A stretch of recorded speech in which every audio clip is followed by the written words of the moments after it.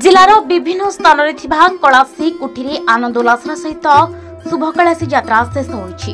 बौद्ध जिलार 3टी ब्लॉक विभिन्न ग्राम कार्तिक मासर एकादशी तिथि शुभ कलासी यात्रा अनुष्ठित होइछि। प्राचीन काल कलासी पीठगृह विभिन्न देवादेवी कुटी चित्र अंकन सहित धुनकाली भली विरल वाद्ययंत्र व्यवहार कर ढोल मोहरीर ताले ताले शिव पार्वती पुत्री शुभ कलासी को आह्वान कर एकादशी तिथि बौद्ध जिलार विभिन्न स्थान में कलासी कुठी एक विशाल शोभायात्रा निकटस्थ नदी बधु पवित्र जल संग्रह कर व्रतधारी माने सन्धारी कुठी घर को प्रत्यावर्तन करथांती। एही समय पारंपरिक शैली में धुनकाली वाद्ययंत्र सहित ढोल मोहरी परिवेषण सहित बरुआ देहरे कालसी लगी जहाँ अत्यंत आकर्षण होगा सहित यह श्रद्धालु आस्थार प्रतीक होता है। निज निजर मनस्कामना पूरण पर व्रतधारी माने उपवास व्रतधारण पूर्वक कालसी और देवी निकटे गुहारी जणाई था। ए प्राचीन पर्व पालन समय धुनकेली भली विरल वाद्ययंत्र व्यवहार कर गायक माने लुप्तप्राय संगीत गान करथांती।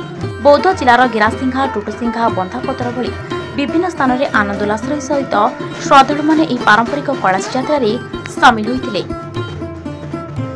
एकादशी कार्तिक मास यही दिन बहुत पुराना बहुत दिन पालित होउछि शुभ कलश यात्रा। यही अवसर में आमर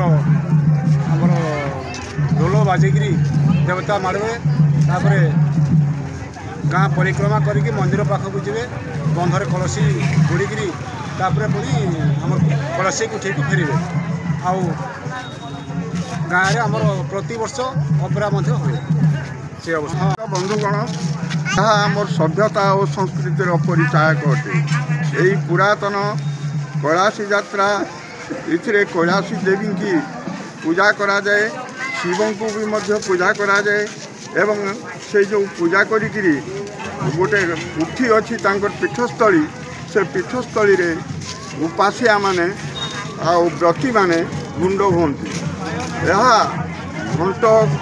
घंटा एवं ढोल वाद्य पुरातन वाद्य गुड़ाक ताले ताले वाद्य करी गाँ को आनंद उत्सवर गोटे वातावरण सृष्टि करती।